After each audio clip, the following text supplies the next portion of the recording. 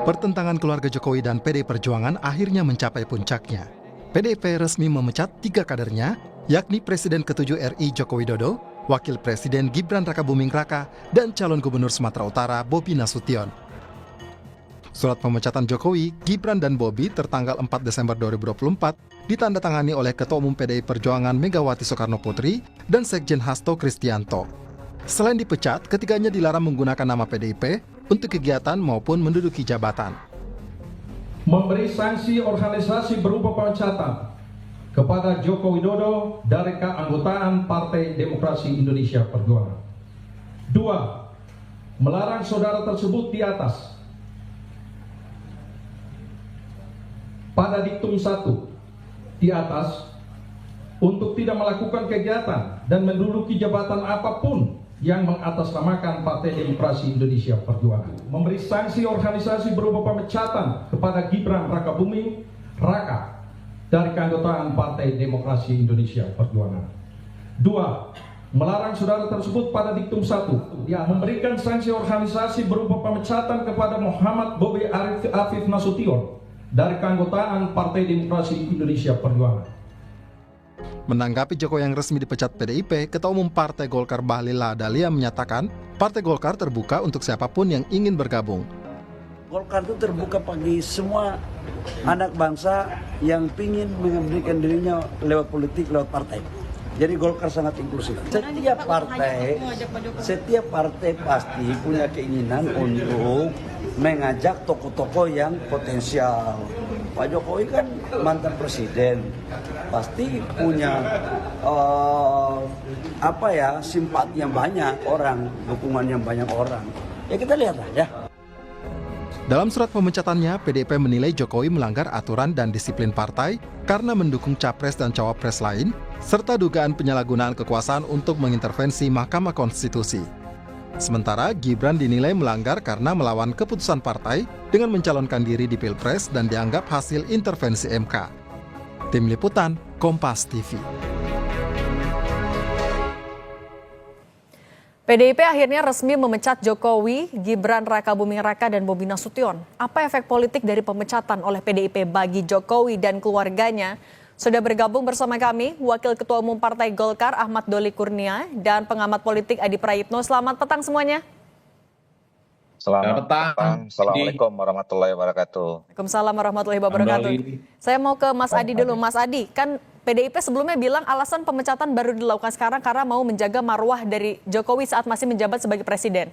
Nah sekarang tidak lagi jadi presiden, tidak di pemerintahan, tidak punya partai, dampak politik dari status dipecat itu untuk Jokowi apa?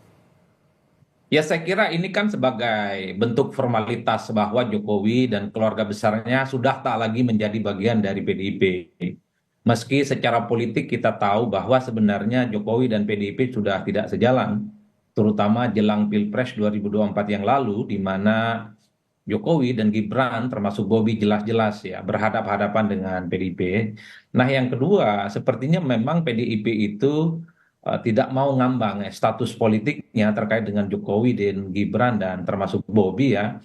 Karena memang manuver politik Jokowi yang dinilai ekstrim, terutama di kalangan kelompok-kelompok aktivis, kelompok-kelompok pegiat demokrasi itu kan sentimennya negatif. Sepertinya PDIP ingin melepaskan beban politik yang mereka tanggung akibat dari manuver yang dilakukan oleh Pak Jokowi.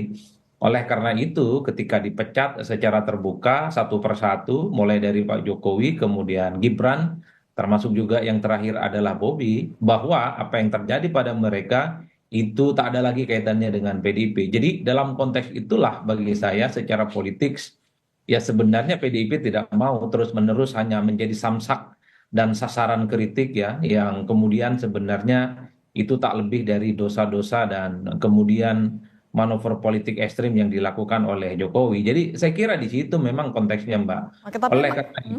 Oleh karena itu memang ke depan yang paling banyak ditunggu itu adalah sebenarnya kemana Pak Jokowi itu akan melabuhkan dukungan politiknya gitu ya, termasuk Gibran dan Bobi. Kalau saya dari dulu selalu mengatakan Pak Jokowi ya harus bisa membuat partai politik sendiri, partai politik baru untuk membuktikan bahwa Pak Jokowi itu adalah orang besar, orang hebat yang selama ini dipersepsikan oleh publik ya akan mampu menyaingi kekuatan politik manapun, termasuk kekuatan politik PDIP. Karena selama ini ya Jokowi selalu disebut Pak Jokowi itu bukan siapa-siapa kalau tanpa PDIP. Nah, ini Nah, adalah moment of the truth tapi bagi Mas Pak Adi, Jokowi. dengan status dipecat itu tapi akan mempengaruhi pergerakan Pak Jokowi nggak? Entah itu untuk masuk partai politik atau mungkin yang tadi membuat partai sendiri dengan status dipecat dari PDIP-nya? Ya sampai hari ini kita mendengar ada 3 partai ya. Dari dulu Jokowi itu dikaitkan dengan Golkar, yang kedua Gerindra, dan Partai Amanat Nasional. Tapi kan ketiga partai ini tidak pernah menyebut kira-kira posisi apa yang akan diberikan ke Jokowi. Kalau hanya sebatas anggota biasa, ya mungkin semuanya akan terbuka. Tapi kalau kemudian harus posisi strategis menjadi veto player dan penentu kebijakan strategis di partai, rasa-rasanya sulit. Ini yang saya kira bahwa sekalipun partai-partai itu terbuka ke Jokowi, bukan otomatis Pak Jokowi itu akan mendapatkan posisi strategis. Di Gerindra misalnya harus diakui veto playernya adalah Prabowo Subianto. Di Golkar kita tahu banyak faksi-faksi dan pemegang saham politik yang saya kira tidak bisa terlampau gampang juga diinjeksi, apalagi dimasuki oleh outsider seperti Pak Jokowi yang tidak berkontribusi apapun terkait dengan Golkar, apalagi posisi Jokowi bukan lagi sebagai presiden yang saya kira marwah dan magnet politiknya itu kuat gitu ya. Dulu Oke. beda ceritanya. Ketika jadi presiden ya mungkin Jokowi cukup powerful di mana fanatisme para pengikutnya itu akan terkonsolidasi. Tapi hari ini kita tahu bahwa memang pendukung-pendukung Pak Jokowi sudah mulai tidak terlampau kelihatan. Oleh karena itu, ketimbang selalu dikaitkan dengan sejumlah partai politik, alangkah lebih baiknya kalau Pak Jokowi bikin partai politik baru. Ini semacam Oke. momen pembuktian Itu bahwa Pak ada Jokowi pertimbangannya. Oke, Mas Adi. Saya mau ke Bang Doli dulu. Bang Doli, sekarang dengan Pak Jokowi Ya. dengan status ada dipecat dari Partai Demokrasi Indonesia Perjuangan, Golkar sikapnya masih sama terbuka, masih siap menggelar karpet kuning untuk Pak Jokowi? Ya, seperti yang sudah berapa kali kita sampaikan, ya, tadi juga Pak Bahlil, Ketua Umum Golkar, menyampaikan bahwa Golkar ini kan partai besar, partai tertua, bahkan sekarang, kemarin kita 60 tahun, ya.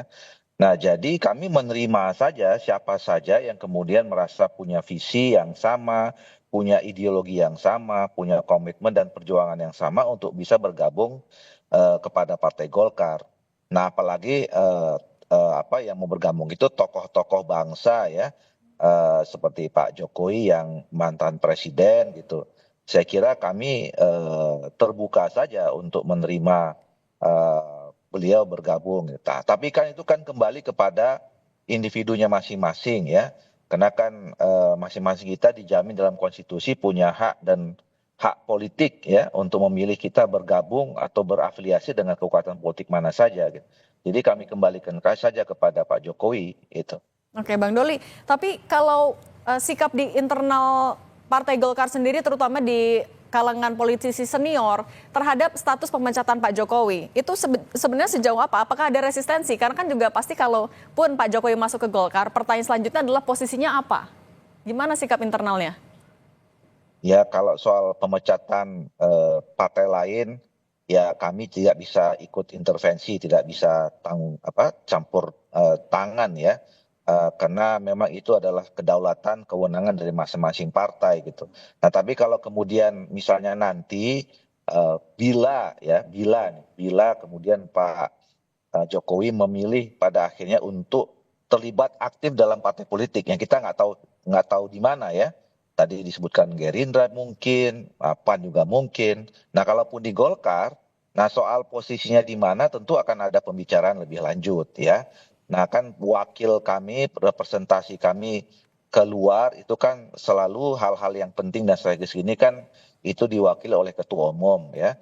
Nah tentu ketua umum nanti pada saatnya kalau memang betul ada pembicaraan serius kepada siapa saja termasuk misalnya setokoh Pak Jokowi, pasti juga ketua umum kami sudah ada pembicaraan internal di kalangan senior-senior, kemudian juga di dalam DPP dan seterusnya. Itu nanti yang mungkin akan juga dibicarakan pada saat memang ketemu momentumnya untuk ketemu Pak Jokowi gitu. Oke. Bang Doli, tapi sejauh ini komunikasi sama Pak Jokowi sampai mana? Hanya sekedar terbuka aja kalau Pak Jokowi udah mau masuk atau sebenarnya ada tawaran juga mulai jemput bola? Iya, Kalau komunikasi apa dulu? Kalau komunikasi misalnya selama ini antara Pak Jokowi dengan Partai Golkar sangat bagus, ya. Komunikasi Kami untuk kan, tawaran masuk ada nggak Bang? nah itu kan tadi itu semuanya nanti direpresentasikan oleh Pak Ketua Umum. Tadi kan Pak sebelum dialog ini di apa namanya dilaksanakan kan sudah dengar tadi pernyataan Pak Ketua Umum Pak Bahlil seperti apa gitu. Oke, saya mau balik lagi ke Mas Adi. Mas Adi kan ya beberapa partai politik bilangnya terbuka untuk Pak Jokowi, tapi memang nggak ada yang maksa sebenarnya. Pertimbangan dari partai politik menerima Pak Jokowi, memilihkan posisinya, untung ruginya apa sebenarnya?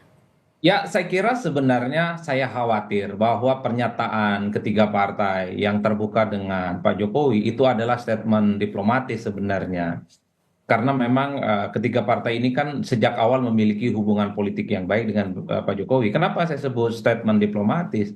Jangan-jangan memang ketiga partai ini juga menghitung bagaimana efek negatif ya. Kalau Pak Jokowi itu bergabung ke Gerindra misalnya ataupun Golkar dan PAN, harus diakui setelah tak lagi jadi presiden, setelah Jokowi dipecat oleh PDIP, tentu daya tawar politiknya tidak sekuat dulu. Beda ceritanya kalau Jokowi masih posisinya sebagai presiden, saya kira memang daya tawar politiknya di atas rata-rata. Dimanapun presiden pasti punya magnet elektoral secara signifikan.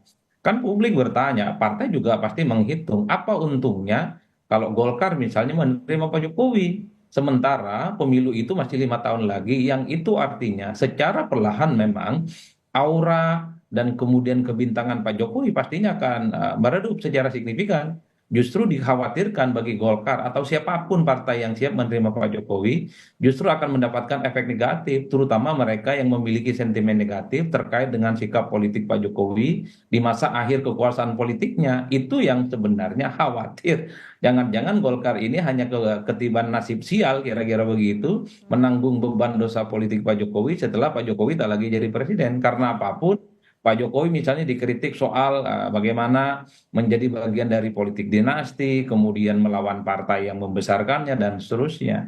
Itu yang menurut saya menjadi pertimbangan signifikan. Tapi kalau mau bicara tentang efek positif, harus diakui kalau ada Pak Jokowi tentu pasti ada Gibran Rakabuming Raka. Jadi siapapun yang menerima Pak Jokowi itu bisa dipastikan Gibran akan menjadi bagian di dalamnya, dan itu artinya partai manapun, misalnya Golkar, akan punya wakil presiden untuk di 5 tahun yang akan datang. Tapi problemnya adalah apakah Gibran akan membuat Golkar atau partai lain yang menerima nanti akan mendapatkan faedah elektoral.